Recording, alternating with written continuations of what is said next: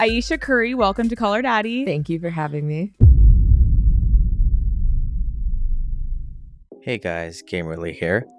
I'm sure by now that most of you have seen the countless clips and posts about Ayesha Curry's recent interview on Alex Cooper's podcast called Her Daddy. Hey, yo! The internet has been running wild with these takes, and honestly, most of them just use the same recycled points. What's funny is that most, if not half, of the people didn't even watch the full interview. They just saw the same 10-second clip floating around online and built their entire opinions from it. And everyone is literally just piggybacking off each other harder than when an assistant coach got asked by the head coach if they had anything else to say to the team. You guys got anything, coach? Yeah. Man, just to quickly piggyback off what Coach just said, I'm going to say exactly what he just said. And what he said was what you said, Coach. Now, I'm not here to defend everything Ayesha has said or done in the past. She's had her questionable moments, especially as a wife in the public eye. Like, remember when she went on Jada Pinkett's talk show, Red Table Talk? First of all, flag on the play. You know you messed up when you have Jada Pinkett in your corner. Like, you should not be taking any advice or clicking up with this woman whatsoever. Anyways, Ayesha stated that she sometimes wishes she got attention from other men. Not to act on it necessarily, but just to feel wanted. Something that really bothers me and honestly has given me a sense of a little bit of an insecurity is the fact that, there are all these women throwing themselves, but me, the past 10 years, I don't have any of that. I have zero, this sounds weird, but male attention. And so then I begin to internalize. Yeah, that was not the best thing to say in front of millions of people. Some thoughts you should just keep between you and your friends, not blast on camera for the world to see. Especially in the off chance that your own husband and kids can see.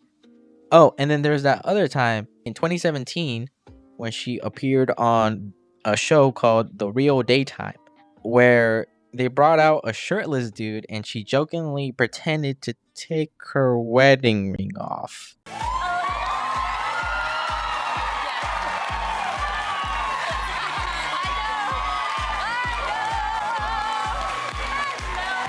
That shit would have had me so tight. I would have been like, give me my ring back, the fuck. And I would have sold that shit and got all my money back.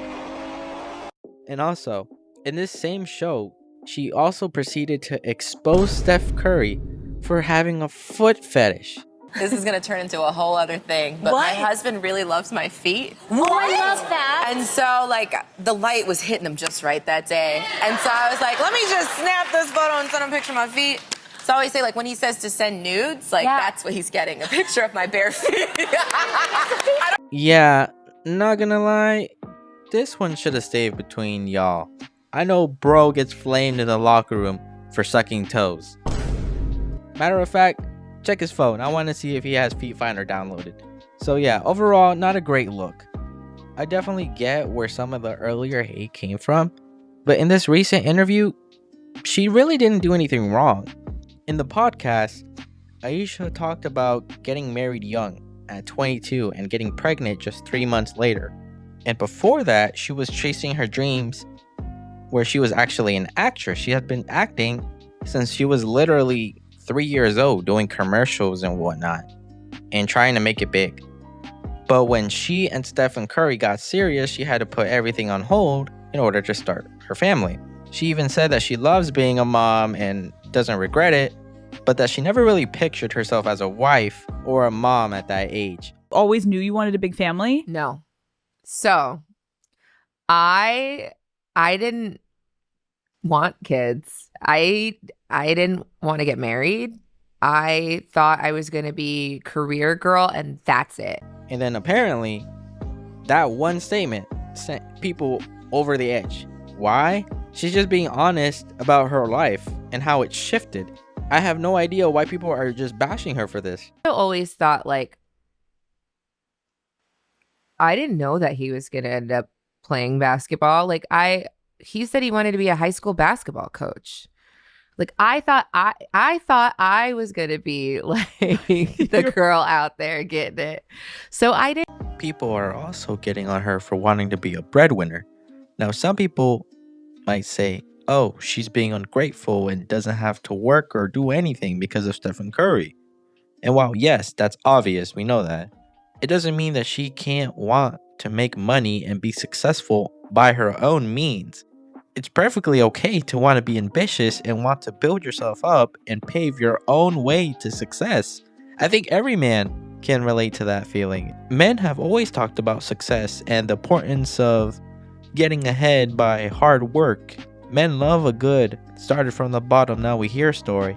But suddenly when a woman is expressing these feelings, now people want to throw names and become critical. In another clip here, there's some context that's completely missing. But look, I'm gonna just let you watch the clip. Let's see for ourselves. He's so gracious. Like, he tries to resonate with me, but he just can't. And he also comes from a place of like, it's effing stupid. Like, it's not true. So why?